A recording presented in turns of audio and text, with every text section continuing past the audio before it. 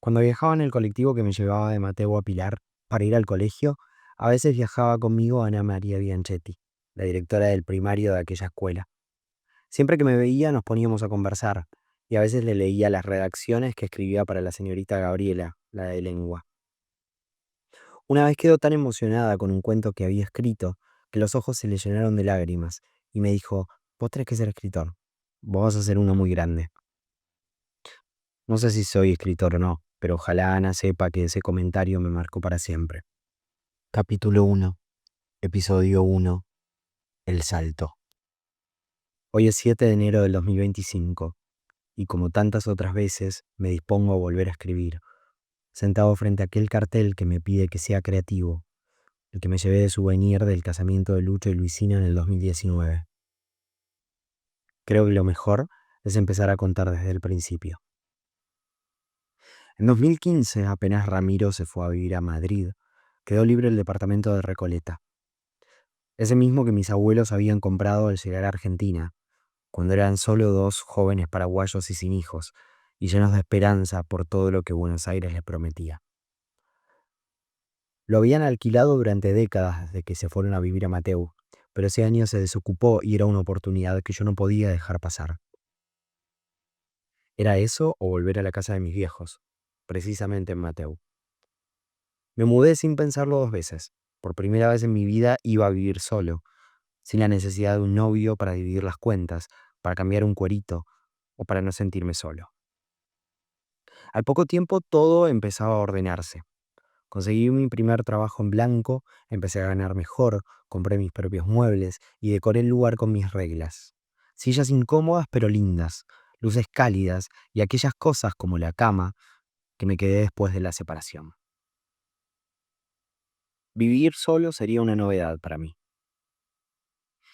Después de 7 años en pareja, los últimos 2 por inercia, descubrí lo que era habitarme entero. Me levantaba cuando quería, me acostaba cuando podía, nadie me decía cómo ni cuándo.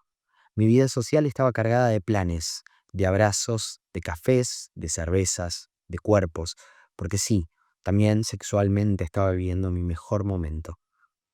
Todo ese amor que había dado y que no siempre volvió, parecía estar regresando, transformado en amor propio. Pasé 5 años en ese departamento, cuando me agarraron las ganas de mudarme, pero no solo de edificio, sino de vida. Comencé el 2020 sintiendo algo distinto. Me lo decía el cuerpo, la intuición me lo gritaba. Una certeza incierta, una voz interna que repetía: Gonzalo, este va a ser tu año. Y no era una frase de sobrecito de azúcar, ni un intento de convencerme a mí mismo. Realmente lo creía, porque acababa de tomar la decisión más importante de mi vida. Me iba a ir. Después de tanto esperar, de tantas postergaciones disfrazadas de responsabilidad, iba a dejarlo todo y viajar a Portugal. Sin destino claro, sin pasaje de vuelta, sin garantías, solo ganas. Quería ver el mundo, caminar calles desconocidas, perderme un poco. Estaba en el momento justo, ni tan joven como para hacerlo, sin pensar, ni tan viejo como para quedarme con las ganas. Mis padres gozaban de buena salud, los ahorros estaban, todo me cerraba.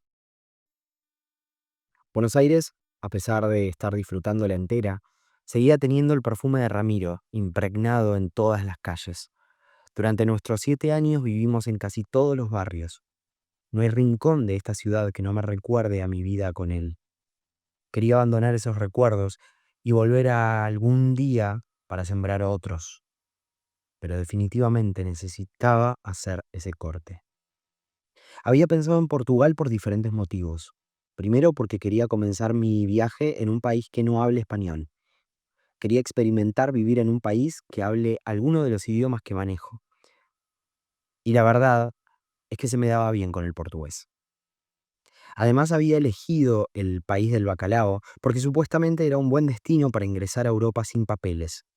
No estaba seguro si iba a pasar más de los 3 meses permitidos, pero si podía, no quería perder la oportunidad.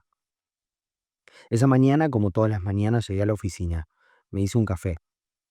Unté uno de esos sachets de mermelada de frutilla que nos daban en una tostada y, como si fuera una cosa de todos los días, compré el pasaje rumbo a Lisboa. A la tarde de ese mismo día me senté con Laura, mi jefa, en el único espacio que encontramos vacío para poder reunirnos, el aula magna de aquella universidad. Casualmente, aquel espacio fue donde nos conocimos cuando tuve mi primera entrevista hacía 5 años atrás, cuando Ramiro se fue. Ella ya sabía que algo se venía. Me miró como quien espera una confesión. No me asustes, Castro, dijo sin siquiera dejar su bolso en la silla. No hizo falta que hablara. Me conocía lo suficiente como para leerme la cara. Pero igual lo dije.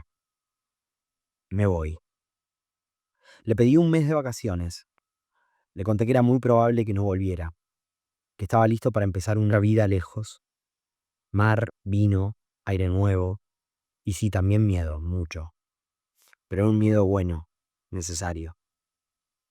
Ella suspiró, como quien ya perdió la discusión antes de empezarla. Acabo de encontrarte un coequiper que me costó un huevo encontrar, porque me costó un huevo encontrar un buen diseñador. ¿Y ahora me vas a hacer buscar otro? Lo tuyo es sádico. Leandro, el chico nuevo, había entrado hacía un mes. Tenía mi misma edad y unas ganas enormes de encajar.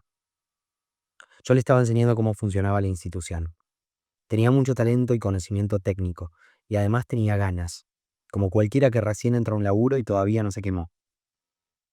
Tal vez carecía un poco de habilidades blandas, como la inteligencia emocional, la comunicación, pero parecía buen pibe. Es buen pibe, le dije a Laura, y está aprendiendo rápido.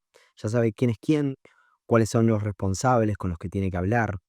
En un mes le dio una lavada de cara a todos los espacios, tiene iniciativa. Le falta un poco de cancha acá adentro, pero va bien.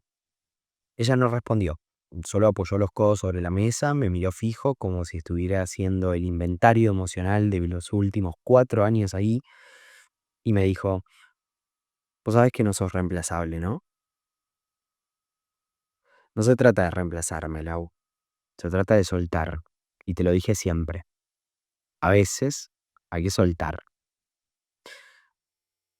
Y ahí bajó la guardia.